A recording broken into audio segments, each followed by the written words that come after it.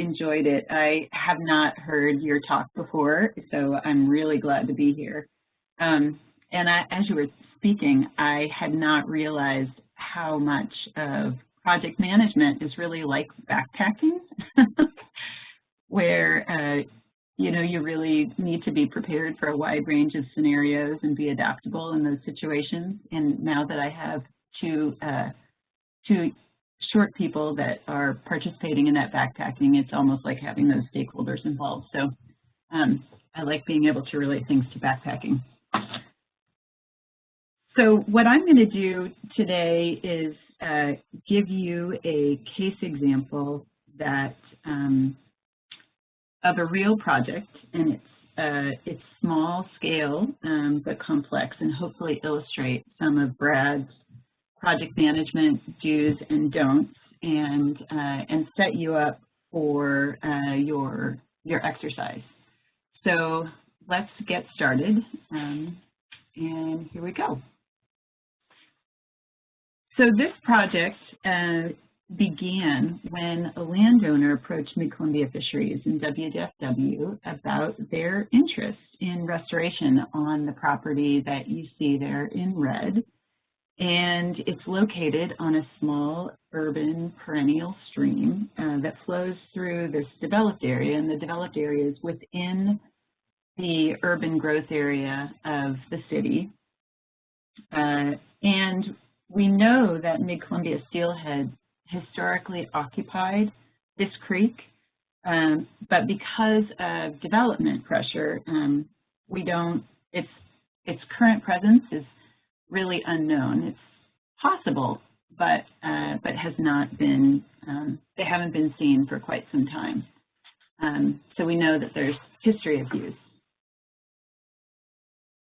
So we also, when we got this call from a landowner, we knew that that there had been work in the area.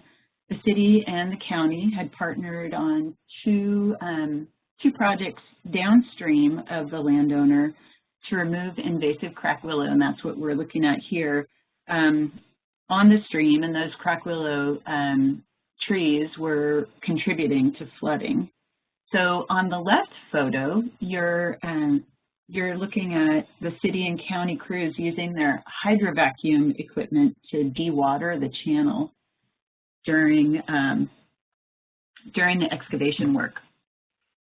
So, and on the right, this is another area on the same reach that is in a less developed area, and there was some revegetation on those banks following that crack willow removal. On the left photo, you can see that they're operating in a really tight area with very little room to move between infrastructure. So from working with the city and county and observing their project, we knew that there were opportunities to extend this work on removing crack willow, improving channel capacity in a flood-prone system, and that there were opportunities in doing that to increase riparian function and habitat. We also knew that some of the challenges in the watershed included water quality. There are 2 TMDLs for sediment and turbidity and bacteria in the area, in the watershed. It's also a flood-prone area because of its geomorphic position in the city within the valley, and that combined with development around these multiple tributaries in this valley, there's an upwelling area in the city naturally, so it's just generally flood prone, and crack willow is really exacerbating that challenge, so that now flooding is occurring quite frequently, and these high flow events are really getting out of bank quickly and causing problems. So for those of you that aren't familiar with crack willow, it's an invasive hybrid that establishes in narrow single species stands along streams. It's native to Europe and Western Asia. and it was planted historically in our area to stabilize stream banks. So that's really how it arrived. And unlike our native riparian trees in this area, crack willow is capable of surviving long periods of time inundated, growing in the channel itself, as well as on the banks, like our natives do. And it creates these really extensive, large roots and root masses in the stream channel. And these are a problem for many reasons, but from a flooding perspective, they're really helping, they take up channel capacity, which means that flooding is going to happen more rapidly with those crack willow present. And they also aggrade fine sediments, which is a piece of the water quality puzzle. So those fine sediments have been found in this watershed to have bound to them organochlorine pesticides. So those settle out into the channel bed, they aggrade behind the large roots, and then these high flow events really blow out and flush out those fine sediments, so that there are these big pulses of that pesticide-laden sediment moving downstream. So we know from watching the city and county that removing the roots and stems in the channel can really, we think that those are going to help us improve channel capacity and reduce flood risk. So that's where we started, what we knew when that landowner called us. And so what we decided to do was learn a little bit more about the reach before we got started. So we took a couple of days to do reconnaissance and surveyed about 3/4 of a mile of reach, looking at channel width and depth and what the existing riparian vegetation was. We looked at crack willow that were in the channel, on the banks of the channel, and we also wanted to look at what the width of the floodplain was to existing infrastructure, so we could get a sense of where it was even possible to do work. So here's what some of those crack willow look like. This is one of the crack willow root wads that's blown over and is in the channel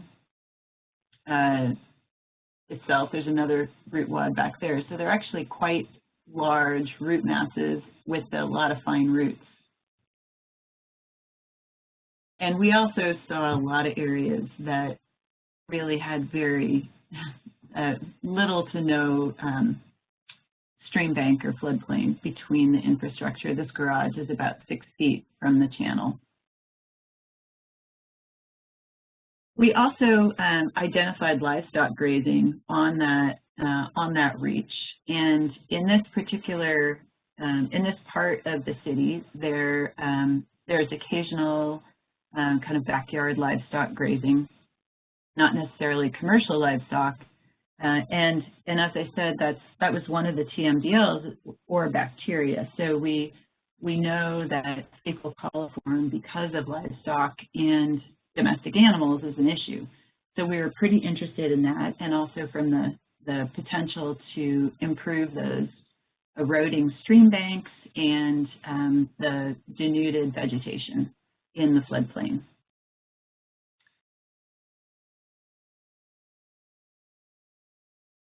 The horses were pretty cute, but nonetheless had unlimited access on all of the parcels that we surveyed to the stream.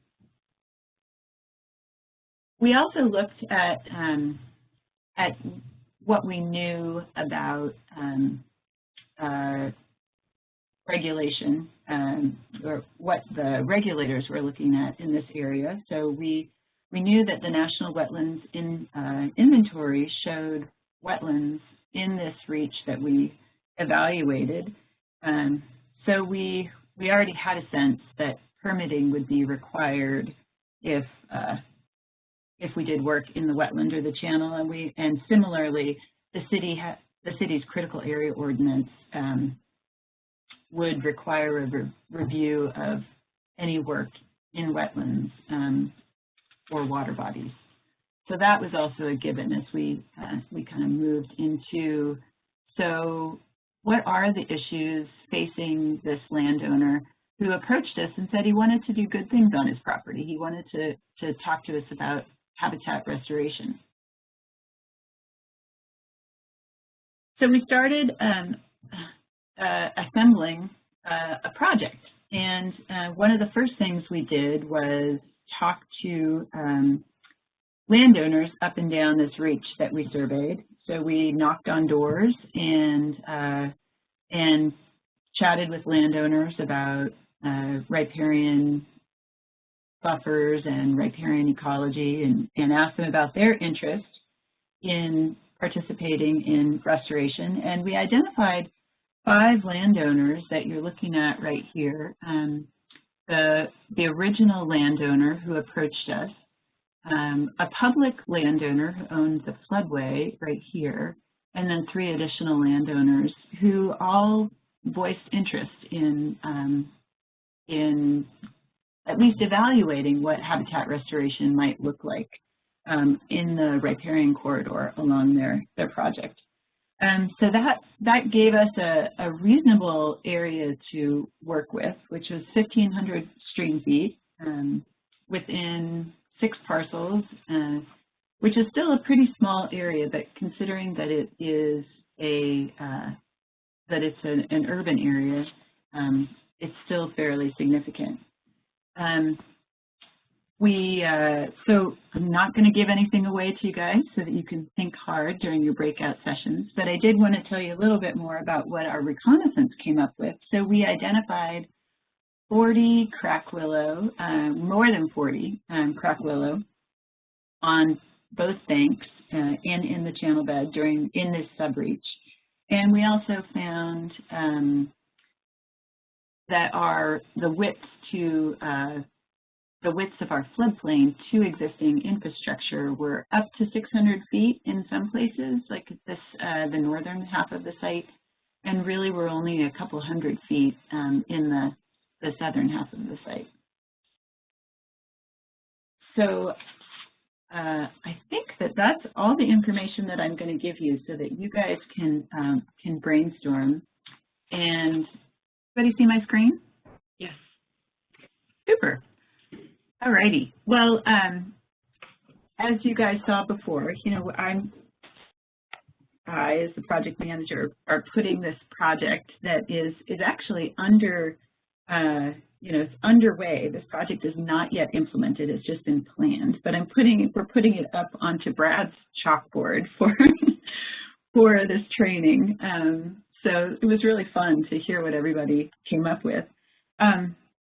So since it hasn't been implemented, the picture that you're looking at, it's really illustrating our project concept that we started kind of cogitating on as we did that reconnaissance work.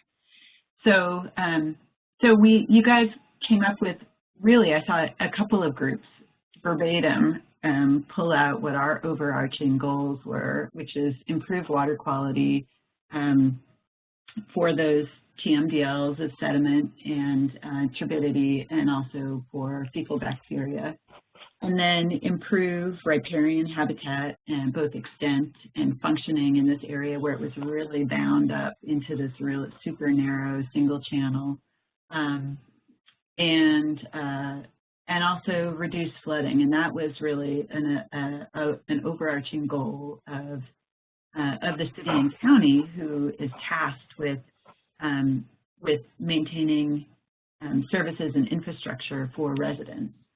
So I really saw the project inception as this Venn diagram of, what funding opportunities there could be, what we knew some of the kind of environmental challenges were, and what we knew was going on for local agencies. And then our objectives kind of came out of that, and here's what I came up with. But I loved some of the objectives that not I, but our project group came up with. But I love some of the ones that the groups came up with today. So that was really to increase riparian width, woody stem density, and woody cover, meaning shrub tree, in the riparian area to increase shading and cool water, to provide roughness and slow down floodwaters and drop out sediment, and then also to exclude livestock and reduce fecal coliform, because, as I said, there's in 4 of the 5 parcels in this project area, they all had livestock, kind of backyard livestock had undirected access to the stream corridor, and then we also were working towards increasing floodplain function. So this is where the Venn diagram thing is really cool, that we used as our project concept this inset floodplain. What we're looking at here is an even smaller project where we did this the same kind of design that helped get the high frequency floodwaters out of bank, but not have it spill out into infrastructure, into people's backyards or parking lots or what have you. And so what that really did is it increases inundation and of those seasonal high flows, and allows you to get that dense riparian vegetation started, while also increasing channel capacity that decreases flooding. So that was kind of what we used as our project concept. And Brad, you should feel free to jump in as we move along. I don't know if you're... I know, but I'm living the dream right now. I've already got my crack willow plans. I was going to build fences. No, just keep going. This is really good. Okay. I'll jump in when it feels right. Okay, super.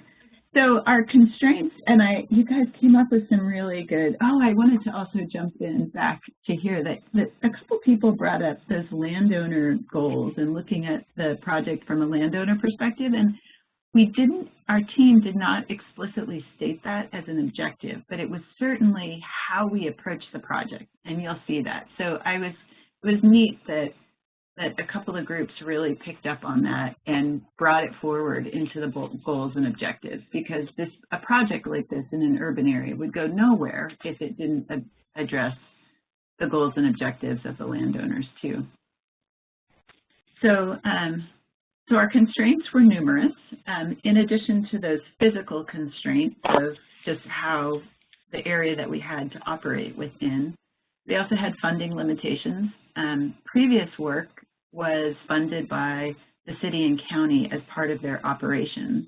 That first project that I showed you a picture of, where they used their hydrovac, their cool hydrovac for water control. I think that's a really neat water control tool. But we didn't have that. We went into this project thinking, hey, we could do something really neat, but there was no funding ready to go. So we had to identify funding, which we did, and were able to secure that funding, and which was ecology funding, and that came with its own constraints of a minimum buffer requirement. And on this stream reach, because of the historic Mid-Columbia steelhead, that meant that we needed to be able to guarantee a minimum of 75 feet of no management for agriculture or for infrastructure, where it was management of the riparian zone for function. And that is not always possible, especially if you have you have landowner constraints or infrastructure. And the grant cycle always, even though this was a longer term, a 3-year grant, it still means that you've really got to have things lined up to be able to get all your work done within 3 years. Brad touched on the timing of revegetation, and for those of you that have worked in revegetation, you know that it can take up to 1.5 years from the time that you gather locally genetically appropriate seed to the time that you can put a plant in the ground. It can be 1.5 years. So and sometimes you're, like in this project, we didn't even have our designs done because we were working as a team until about 3 months before we went to bid. So, so working with those kind of sliding time windows was is always a challenge. That's not new in this project. And I deliberately stuck that into that one slide as what we called the long lead item, but it's where you have something that could be on the path that is such a huge thing. It could really set you right, and it's an interesting problem to try to solve, but it's actually kind of fun when you figure it out the answer. But you'll take a risk. There's always a risk involved because when you look at it, you go, okay, if I don't do anything and I wait, well, the risk is going to get totally manifested because we're not going to be able to do anything. So this is a cool one. As soon as Kat said this yesterday, of course I went to clarifier rakes, but it was like, wow, yeah, you got to deal with this thing. Yeah. So folks also asked about our in-water work window, which was very typical for this project. We had it in October, November, where that is our in-water work window. We also knew, and you saw, because we knew that there were documented wetlands in the Fish and Wildlife Service database, that we were going to have to, if we did work in the wetland and in the channel, that we would have to go through permitting. And so we specifically put in our design criteria that we developed as a team that we wanted to be able to permit whatever we did under the nationwide 27 permit. So, so that meant that automatically what we were going to propose was limited to permittable actions.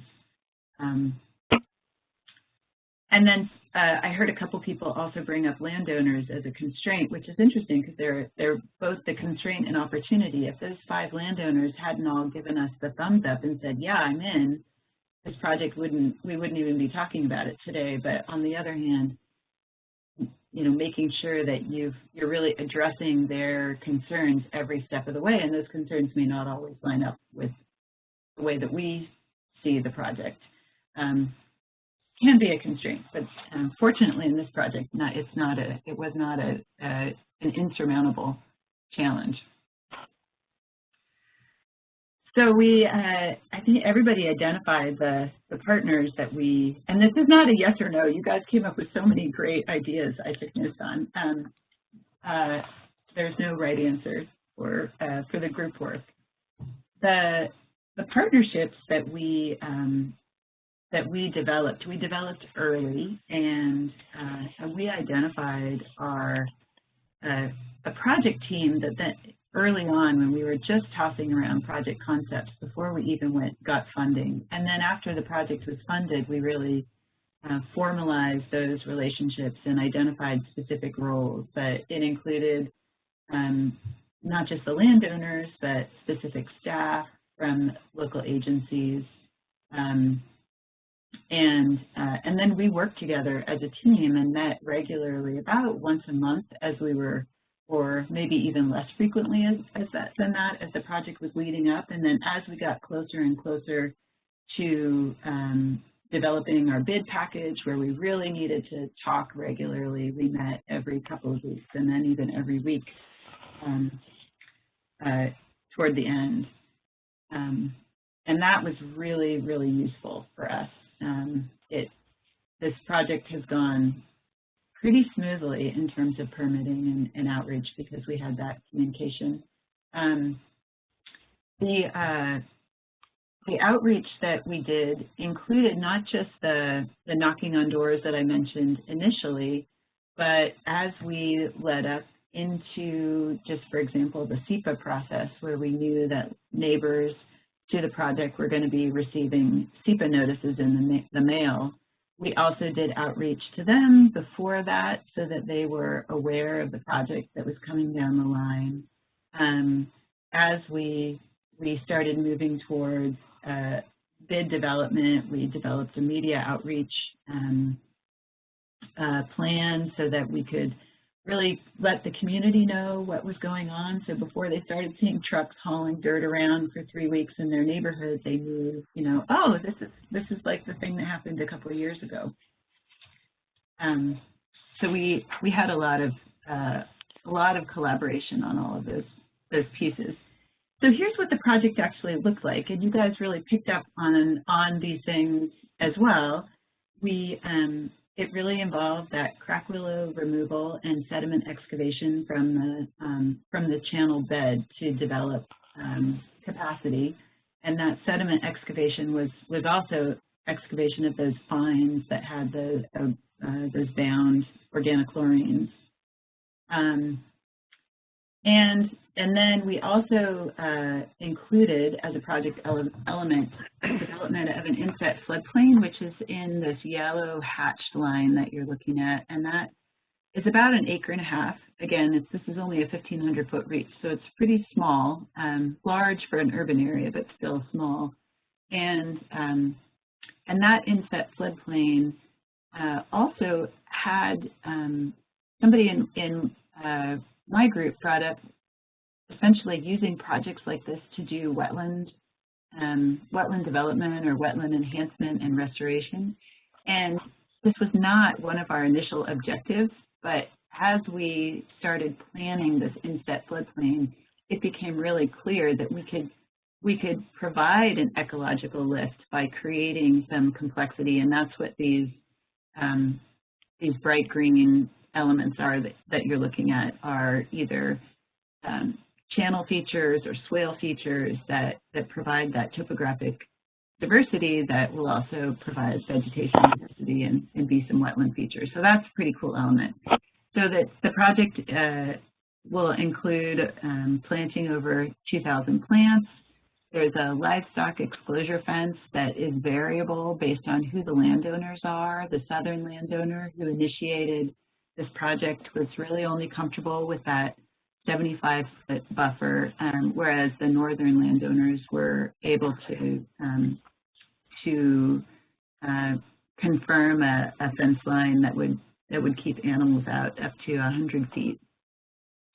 And then a project element that is really important is that because it's in an urban area, we're really taking advantage of the large number of volunteers that are eager to be engaged in things like this. And so some of our revegetation efforts, both the planting and some of our stewardship, ongoing stewardship, is going to involve community groups.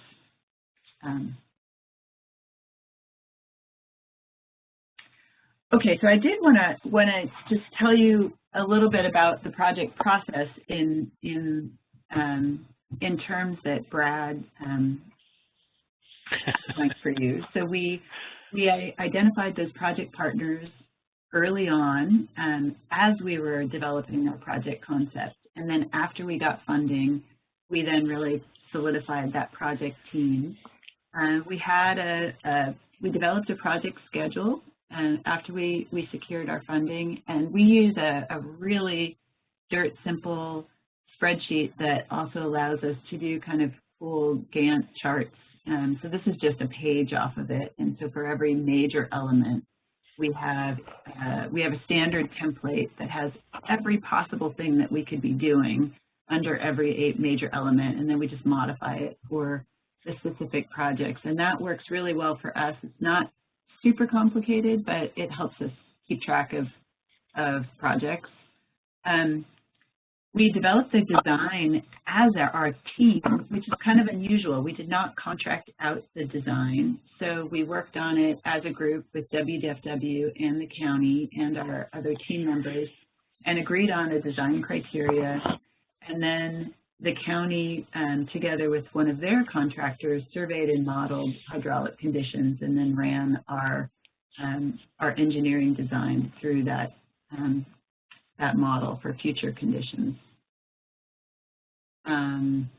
And then I wanted to show you, this is one of the coolest things for me about the project, and here we're really getting into the weeds or the water, but this is the fun stuff where, you know, you get to look at how we got to where we are and why we made, why we're sticking with the decisions that we made. So what you're looking at is modeled conditions, existing conditions on the left and future conditions on the right. And it's okay that you guys are seeing this. I know it says draft, not for distribution, but we've finalized these already, so just an old map. But what you're looking at is annual flood flow. So this is your typical one-year flood event. And And you can see that it's just kind of all over the place, but it's mainly staying within the channel. And what we did what we're going to do by creating this inset floodplain is to really try to get water out onto that broader 50-foot wide floodplain at a higher frequency. And it becomes even more neat when you think about the benefit for the community, where here you're looking at a 10-year flood event, and this is on the left, the existing conditions, and the right is our modeled future conditions with the engineered plan. And we're still seeing that water is largely confined to the floodplain, which if we were in a natural setting, an undeveloped setting, that might be okay, but we really don't want this water that could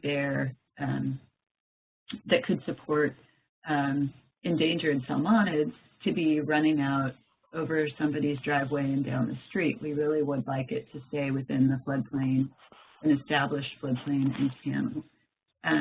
So we're really pleased at how this functions, and the 100-year flood event was functioning really pretty similarly.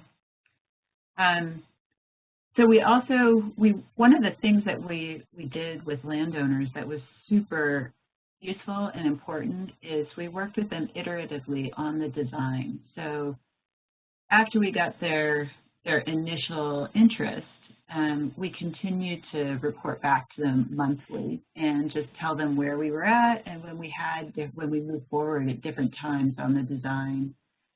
We shared with them where we were at and got their general feedback. Sometimes it was just, oh, okay, thank you, and sometimes they had meaningful feedback that we then tried to accommodate. And you know, that's from little things of what species they want to see in their backyard to bigger issues of, you know, can we move the fence or the inset floodplain boundary here or here? So it was really important for us to be communicating with them regularly. And then we also permitted with our project team. So we did our wetland delineation and rating in-house, and that was super useful in then applying for all of our permits, since we had that knowledge in-house. Let's see, I talked earlier about the community involvement and outreach, so I won't cover that again. So where we're at right now is we're working towards a 2021 implementation. We're finalizing designs and permits. What I do need to say is that we had been working towards a 2020 implementation and had actually gotten bids back. We put our bid package out. We were really close to going. We were actually pretty late with getting our bid package out because COVID slowed down that internal design process. And so we only got our bid package out 2 or 3 months before we wanted to be constructing. We ended up getting a bid that was pretty high, and it was quite a bit more than the funds that we had available through our grant. So we had to put everything on hold and apply for additional funding. And we were really fortunate that we received, or we're hoping to receive from the legislature, additional funding once that the annual budget goes through, and we're looking forward to moving forward in 2021. So this is still a work in progress, and I'm sure that we have a lot of lessons that we'll be learning as we actually go through implementation with this project. We've learned a lot through the planning process, and that Brad underscored in terms of working with the team and communicating frequently and on a regular schedule. So that has worked well for us.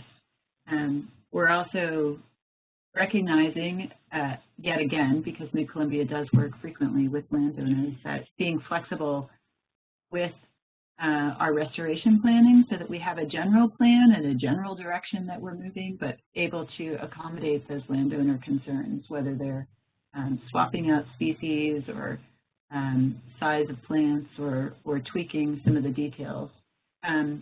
we also know that managing those details of implementation early, even though we were a few months ahead of implementation, we were still talking to the landowners about where they were comfortable with us accessing their property with heavy equipment, and where staging areas would be, and would they be comfortable with volunteers on their property to do the planting. And then the final don't that we had, which we obviously learned from our cost overrun with our bid package, is that even though we did do our homework and use this project, the smaller project, so we had an example project that we scaled up for that particular budget, but clearly there were costs that did not extrapolate well. So to me, this is another example of just really needing to do good planning, but then stay flexible and you know, we didn't walk away from the project. We just applied for more funding and stuck with it. So if anybody has questions, or Brad, if you would like to take it from there. No, this is so good. It's been really great to participate, and thank you so much, Brad. Your presentation was really gave me a lot to think about how to improve my project management. Well, but it's just such a wonderful story. You know, I mean, if you think back to that one slide where I said you imagine the ending, and then you have to try to think, what do I need to do to get to that? And it's really fun to think about the ending of this. Again, as it tees it up in terms of, you know, it's got such a potential visually in terms of what you're doing, the functions, and the thought about bringing the whole team along the way where people are truly excited and working together. And I know that, you know, I've been in, you know, I have like 2 buckets for how project teams run. It's either like a Viking slave ship where everybody's like sitting there rowing and they're all miserable, and then somebody's at the top, you're like, row, row, you know? Or something where you've got like a high-performing team and people are excited and they're working and they're throwing, you know, they roll up their sleeves and, hey, what else can I do? And this has just got so many opportunities for that. So I hope people think of, when you're thinking about your project and you're kind of getting, I'm trying to encourage you to think beyond like scope, schedule, budget, and think about, you know, what's it like to have a project where you've got a team where you're taking folks and saying, hey, I want you to take on this issue and explore it, and where you've got all those kinds of things. And this project has got all those elements to it, you know, because there's just like layers and layers and layers of possibilities. It's very exciting to me. I think about, you know, my son's down at Oregon State. He's in mechanical engineering, but he's going to start doing food web modeling with the fisheries department because he loves to be around fish. And you know, you start realizing things like this can do a lot of things for a lot of people. So it's very, very exciting, very cool.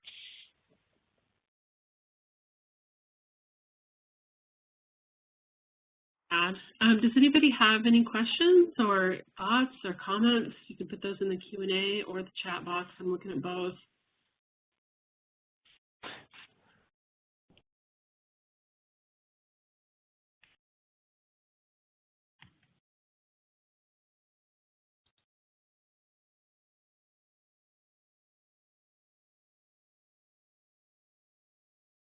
Give folks a few more minutes, but thank you, Kat. I'll look forward to your final presentation in about 5 years on how this went. Show us how the cost estimates lined up to the actuals. Yeah. I just want to see this. I still have that Willow lumbering machine going out there. I don't know. Get this. That when you said fence for the horses, I was like, oh, okay, I've got a plan with it. Yeah, this has been great. Well, thanks, Brad. Thanks, Heather, for including me. And it's been great to kind of run a project through those scenarios and think about it. Yeah. Well, if nobody has any other questions, we can certainly end a little early. But I did want to remind everyone and encourage everyone to vote on our photo contest photos. If you don't have the link, just send me an email. I'll be calculating the votes at 5. Tomorrow our symposium starts back up again at 9 a.m. and you can log on 5-10 minutes early if you want. And it'll just be a morning. We'll have 4 great presentations in the morning.